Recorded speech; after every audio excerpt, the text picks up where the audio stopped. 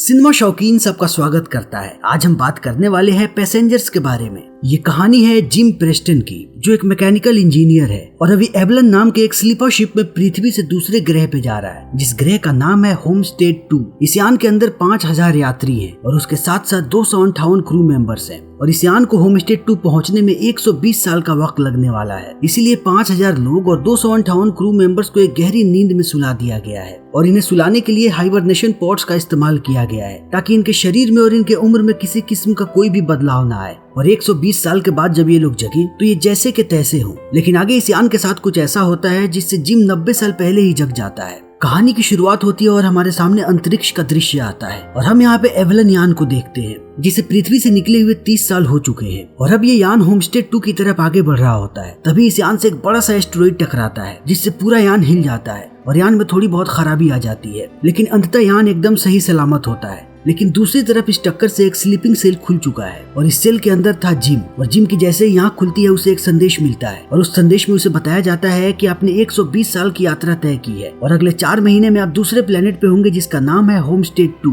और इस संदेश को देखने के बाद जिम को लगता है कि सारे लोग जग चुके होंगे और उसे सच में ये बात लगती है कि उसने 120 साल का सफर पूरा कर लिया है। लेकिन उसे ये बात पता नहीं कि अभी भी इनके सामने 90 साल का सफर पड़ा हुआ है। और अब जिम आराम करने के लिए चला जाता है, क्योंकि वो शारीरिक तौर पे बहुत ही कमजोर महसूस कर रहा होता है। इसीलिए जिम अब आराम करने लगता है। लेकिन आराम करने के बाद जब वो अगले दिन जगता है तो वो पूरे यान में घूमने लगता है और लोगों को ढूंढने लगता है। लेकिन थोड़ी देर देखने के बाद उसे पता चलता है कि यहाँ पे उसके अलावा और कोई भी नहीं है और अब जिम की परेशानियां बढ़ने लगती हैं और वो समझ नहीं पाता कि आखिर उसके साथ क्या हुआ है। इसीलिए वो यान के हर कोने में जाता है इस चीज को पता लगाने के लिए और अंततः उसे पता लगता है कि अभी भी इनके सफर में 90 साल का वक्त बचा हुआ है और एक तकनीकी खराबी के कारण इसका हाइबरनेशन पॉड 90 साल पहले ही खुल गया। और अब यहाँ जिम को पता लगता है कि जिस संदेश को उसने जगते ही देखा था वो एक प्री रिकॉर्डेड मैसेज था और जब भी कोई हाइबरनेशन पॉड खुलता है तब ऑटोमेटिक वो संदेश प्ले हो जाता है। और अब दिन प्रतिदिन जिम की परेशानियां बढ़ती चली जाती हैं। वो दिन प्रतिदिन और भी निराश होने लगता है और वो यान के हर एक कोने में जाता है इस उम्मीद से कि कहीं उसे वहाँ पे कोई मिल जाए। लेकिन जिम के हाथों हमेशा निराशा ही लगती है। और इसी बीच जिम जब एक दिन घूम रहा होता है तभी अचानक उसकी नजर एक बारटेंडर पे पड़ती है और बारटेंडर को देखने के बाद जिम बहुत ही ज्यादा खुश हो जाता है कि उसे फाइनली एक इंसान मिल गया। और वो बारटेंडर के पास जाकर के उससे बातें करने लगता है और उसे पता लगता है कि इसका नाम है आर्थर। लेकिन थोड़ी देर बात करने के बाद जिम को एहसास होता है कि आर्थर इंसान नहीं बल्कि एक रोबोट है। और इस बात को जानने के बाद जिम एक बार फिर से निराश हो जाता है और वो निश्चय करता है कि उसे कैसे भी हाइबरनेशन पॉड में वापस जाना है, ताकि वो जाकर के वहाँ पे सो जाए और फिर सारे लोगों के साथ जगे। लेकिन जिम को इस बारे में कोई इल्म नहीं है कि वो कैसे हाइबरनेशन पॉड में वापस जाएगा।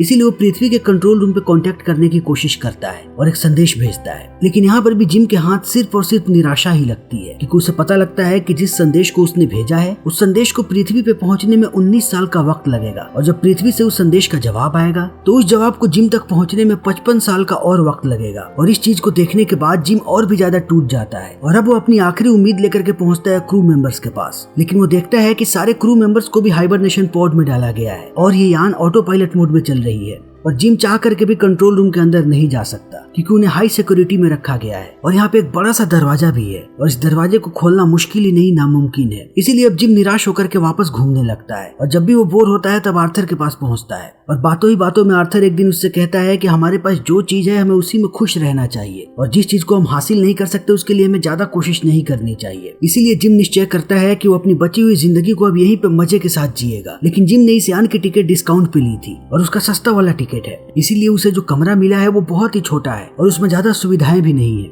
इसीलिए जिम अब अपने मैकेनिकल इंजीनियर वाला दिमाग लगाता है और एक फर्स्ट क्लास वाले कमरे को खोल लेता है, जिसमें उसे सुख सुविधाएं वाली बहुत सारी चीजें मिल जाती हैं। और अब जिम अपनी जिंदगी के मजे लेने लगता है। वो हर रोज यहाँ पे नाचता है, गाता है, खेलता है और अपनी हर रोज की जिंदगी एक ही रूटीन के साथ जीता है, जिससे थोड़े ही समय के बाद वो अपनी जिंदगी से फिर से बोर हो जाता है और अब फिर से क्रू मेंबर्स वाले गेट को खोलने की कोशिश में लग जाता है। और जब वो इस गेट को नहीं खोल पाता तब वो उसे तोड़ने की भी कोशिश करता है कि अगर एक बार उसकी मुलाकात किसी क्रू मेंबर से हो गई तो वो कहीं उसे वापस हाइबरनेशन पॉड में सुला दे। लेकिन जिम की सारी कोशिशें बेकार हो जाती है और इसी बीच में जिम बाहर भी जाते रहता है स्पेस सूट को पहन करके, क्योंकि वो यान के अंदर के हर एक जगह को देख चुका है। लेकिन वक्त के साथ साथ जिम की रुचि सारी चीजों से खत्म हो जाती है और वो जरूरत से ज्यादा शराब पीने लगता है और फिर ऐसे ही 1 साल का वक्त बीत जाता है और अब जिम अपनी जिंदगी से बहुत ही ज्यादा निराश हो चुका है। इसीलिए वो निश्चय करता है कि अब वो आत्महत्या करेगा और इसके लिए वो यान से बाहर कूदने वाला होता है, वो भी अंतरिक्ष में। फिर वो बाहर कूदने भी जाता है लेकिन जिम इतनी हिम्मत नहीं जुटा पाता कि वो अंतरिक्ष में कूद सके, इसीलिए वो थक हार के वापस आ जाता है। और जब वो पैसेंजर्स के कमरे से गुजर रहा होता है तभी उसकी नजर पड़ती है एक लड़की पे, और ये लड़की बहुत ही ज्यादा खूबसूरत होती है। इसका नाम होता है अरोरा। और अब जिम अरोरा को देखते ही उसके प्रति मोहित हो जाता है और फिर उसके बारे में पता करने लगता है और उसे पता लगता है कि अरोरा एक लेखक है और उसने बहुत सारी किताबें लिखी है। इसीलिए अब जिम एक एक करके उसकी सारी किताबों को पढ़ने लगता है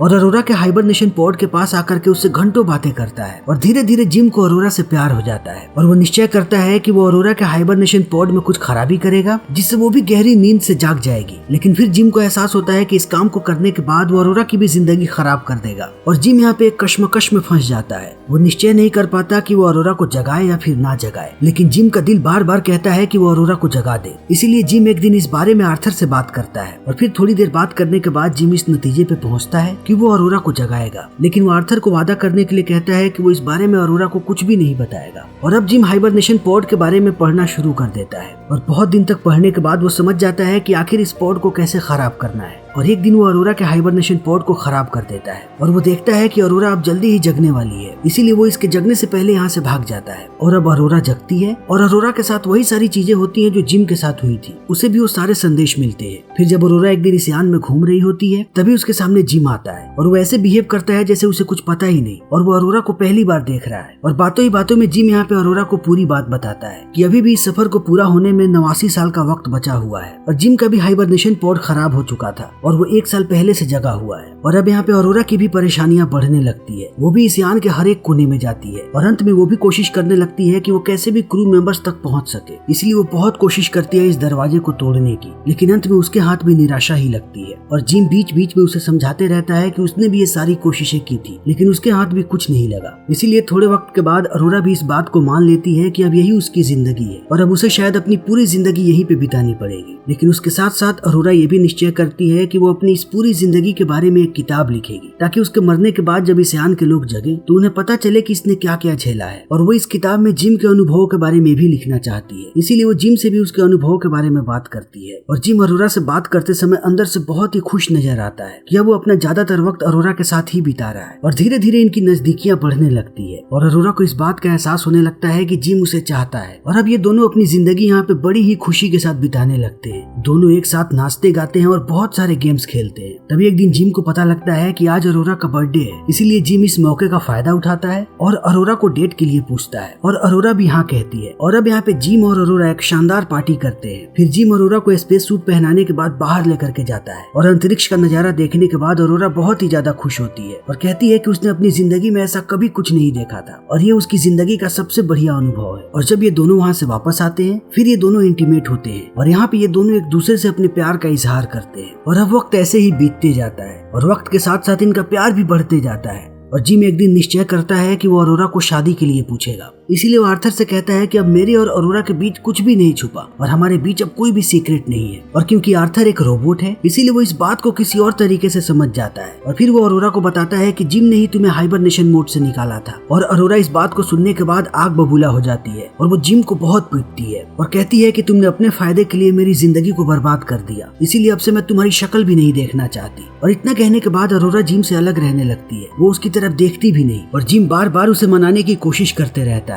लेकिन अरोरा उसे माफ नहीं करती। और वक्त ऐसे ही बीतते जाता है। इसी बीच जिम यहाँ पे एक पौधा लगाता है और फिर ऐसे ही 1 साल का वक्त बीत जाता है। तभी एक दिन अचानक इन्हें एक आदमी की आवाज सुनाई पड़ती है और ये लोग इस आवाज को सुनने के बाद चौंक जाते हैं। और ये आदमी हॉल में आने के बाद जोर जोर से चिल्ला रहा होता है कि आखिर इस यान पे पौधा किसने लगाया है। फिर ये दोनों इस आदमी के पास आते हैं और हमें पता लगता है कि ये आदमी एक क्रू मेंबर है, इसका नाम है गस। और यहाँ पे ये दोनों गस से बातें करते हैं कि आखिर इस यान पे क्या खराबी हुई है। और फिर गस इन्हें कंट्रोल रूम में लेकर के जाता है और बताता है कि 2 साल पहले जब पहली बार एस्टेरॉयड इस यान से टकराया था तभी इस यान का डायग्नोस सिस्टम खराब हो गया था और बिना डायग्नोस सिस्टम के इस यान की कोई भी चीज अपने आप ठीक नहीं हो सकती। इसीलिए अब धीरे धीरे इस यान में और भी गड़बड़ियां आती जा रही हैं और अब हमें इन सारी चीजों को मैनुअली ठीक करना पड़ेगा। और अब ये सब लोग अपने अपने कमरे में वापस चले जाते हैं। तभी हम देखते हैं कि अचानक यहाँ पे 0 ग्रेविटी हो जाती है और सारे लोग हवा में उड़ने लगते हैं। और उसी समय अरोरा स्विमिंग कर रही होती है और अचानक सारे लोग हवा में लटक जाते हैं। और अब इस चीज को देखने के बाद सब लोग बहुत परेशान हो जाते हैं और फिर मिलते हैं कंट्रोल रूम में और उन्हें पता लगता है कि इस यान की हालत दिन प्रतिदिन खराब होती जा रही है और शायद इस यान में कोई छेद भी हो चुका है। लेकिन इसी बीच गस बेहोश होकर के नीचे गिर जाता है और जब ये लोग हीलिंग मशीन के अंदर गस को डालते हैं तो इन्हें पता लगता है कि गस के शरीर में अभी 612 बीमारियां हैं और ये मशीन उसकी बीमारियों को ठीक नहीं कर पाएगा। और अब गस समझ जाता है कि ये सारी बीमारियां उसे हाइबरनेशन पॉड के कारण हुई हैं और अब जल्दी ही वो मरने वाला है। इसीलिए वो बहुत ही ज्यादा निराश हो जाता है और इन दोनों को छोड़ के कहीं गायब हो जाता है। और फिर थोड़े वक्त के बाद वो इन दोनों के पास आता है और कहता है कि वो जल्दी ही मरने वाला है। इसीलिए गस इन्हें अपना कार्ड देता है और कहता है कि इस कार्ड की मदद से तुम इस यान में कहीं भी जा पाओगे, तुम्हारे पास इस यान का पूरा एक्सेस होगा। और इतना कहने के बाद गस की मृत्यु हो जाती है और फिर थोड़े वक्त के बाद इस यान की हालत और भी ज्यादा खराब होने लगती है। यहाँ पे हर जगह लाल बत्तियां जलने लगती है और तभी इन्हें पता लगता है कि इस यान में सच में एक छेद हो गया है और इस छेद से यहाँ पे बहुत सारी खराबियां आ गई हैं। यहाँ की सबसे बड़ी खराबी है कि इस यान से हीट बाहर नहीं जा रहा और इनका कूलिंग सिस्टम खराब हो चुका है और हीट वाले कमरे का एक दरवाजा बंद हो चुका है और अंदर से हीट बाहर ही नहीं जा रही। और अगर थोड़े समय के अंदर उस दरवाजे को नहीं खोला गया तो ये पूरा का पूरा यान ब्लास्ट हो जाएगा और अब ये लोग किसी और क्रू मेंबर को भी नहीं जगा सकते क्योंकि उसे जगने में बहुत वक्त लगेगा और इतना समय इनके पास नहीं है। इसीलिए जिम निश्चय करता है कि वो बाहर जाएगा और वो खुद हीटिंग रूम वाला दरवाजा खोलेगा। लेकिन वो जानता है कि इस चीज में बहुत ही ज्यादा खतरा है और अरोरा भी इस चीज को जानती है। इसलिए अब धीरे धीरे ये दोनों फिर से नजदीक आने लगते हैं और बाहर जाने के बाद उसे पता लगता है कि ये दरवाजा पूरी तरीके से खराब हो चुका है। इसे एक बार खोलने के बाद यहाँ से नहीं जाया जा सकता क्योंकि ये दरवाजा फिर से बंद हो सकता है। इसीलिए इस दरवाजे को पकड़ करके खड़ा होना पड़ेगा तब तक जब तक कि पूरा हीट बाहर ना निकल जाए। लेकिन जिम इस चीज को भी करने के लिए तैयार है। इसीलिए वो अरोरा को इंस्ट्रक्शन देता है कि वो दरवाजे को खोल दे। लेकिन अरोरा जैसे ही दरवाजे को खोलती है वो सारा का सारा हीट जिम के शरीर पे बरसता है और जल्दी ही जिम का स्पेस सूट खराब हो जाता है। लेकिन जिम वहाँ तब तक टिका रहता है जब तक सारा हीट बाहर ना निकले। लेकिन अंत में जैसे ही हीट बाहर निकलता है उसी झटके के साथ जिम इस यान से अलग हो जाता है क्योंकि उसके सूट से जो वायर लगी हुई होती है वो वायर टूट जाती है और अब जिम का शरीर अंतरिक्ष में घूमने लगता है और वो धीरे धीरे मरने लगता है। तभी इस चीज को अरोरा देख लेती है और वो भी एक स्पेस सूट पहनने के बाद अंतरिक्ष में आती है और जिम को वापस लेकर के जाती है। और अब अरोरा जिम को हीलिंग सिस्टम में डाल करके उसे ठीक करने लगती है। तभी उसे मशीन में दिखाई पड़ता है कि जिम मर चुका है और इसे देखने के बाद वो और भी ज्यादा परेशान हो जाती है। लेकिन वो जिम पे एक के बाद एक उपचार चलाती जाती है और थोड़े समय के बाद जिम होश में आ जाता है और जिम को जिंदा देखने के बाद अरोरा बहुत ही ज्यादा खुश होती है और फिर ये लोग गस का अंतिम संस्कार करते हैं। और अब जिम बहुत दिनों तक इस हीलिंग मशीन पे काम करता है और एक दिन अरोरा से कहता है कि मैंने बहुत रिसर्च की है और मैं इस हीलिंग मशीन को एक हाइबरनेशन पॉड बना सकता हूँ और मैं तुम्हें सुला भी सकता हूँ। फिर 88 साल बाद तुम सारे लोगों के साथ जगोगी। लेकिन इस बात को सुनने के बाद अरोरा कहती है कि और तुम्हारा क्या होगा क्योंकि हमारे पास तो सिर्फ एक ही हीलिंग मशीन है। और जिम कहता है कि मैं यहीं पे रहूंगा, मैंने तुम्हें जगाया था इसलिए मेरी जिम्मेवारी बनती है कि मैं तुम्हें वापस से सुलाऊं और इन सब में तुम्हारा कोई भी दोष नहीं, सारी की सारी गलती मेरी थी। इसीलिए वो एक बार फिर से अरोरा से माफी मांगता है। और अब यहाँ पे अरोरा एक बार फिर अपने प्यार का इजहार करती है और कहती है कि वो जिम को छोड़ करके नहीं जाएगी और ये अपनी बची हुई जिंदगी यहीं पे बिताएगी जिम के साथ। और अब ये दोनों एक बार फिर एक साथ रहना शुरू कर देते हैं और वक्त ऐसे ही बीतते जाता है। और अब हमारे सामने 88 साल बाद का दृश्य आता है और हम इस यान के सारे लोगों को जगते हुए देखते हैं क्योंकि अब इनका यान 4 महीने ही दूर है होम स्टेट 2 से। और जैसे ही ये लोग बाहर निकलते हैं इन्हें पूरे यान पे सिर्फ हरियाली नजर आती है क्योंकि जिम ने यहाँ पे चारों तरफ पौधे लगाए हुए थे और यहाँ पे चारों तरफ चिड़ियाएं भी उड़ रही होती है। और इस चीज को देखने के बाद सारे लोग भौचक्का रह जाते हैं। तभी हमें अरोरा की आवाजें सुनाई पड़ती है और ये एक रिकॉर्डिंग होती है और इस रिकॉर्डिंग में अरोरा अपनी किताब पढ़ रही होती है जिसमें उसने अपने और जिम के बारे में सारी बातें लिखी हुई है कि उन लोगों ने कितनी अच्छी जिंदगी जी है और उन्होंने अपने हर एक लम्हे को बहुत ही खूबसूरती के साथ जिया है। और अब जिम और अरोरा दोनों मर चुके हैं। लेकिन इस किताब के द्वारा सबको जिम और अरोरा की कहानी पता लगती है कि उन्होंने कैसे इस यान को नष्ट होने से बचाया और इसीलिए आज सारे लोग जिंदा हैं। और इसी के साथ ये फिल्म यहीं पे खत्म हो जाती है। तो दोस्तों हमारी आज की ये वीडियो यहीं पे खत्म होती है। उम्मीद है कि आपको हमारी ये वीडियो जरूर पसंद आई होगी। अगर आपको हमारी ये वीडियो पसंद आई हो तो इसे लाइक करें, शेयर करें और चैनल को सब्सक्राइब करें। Thank you.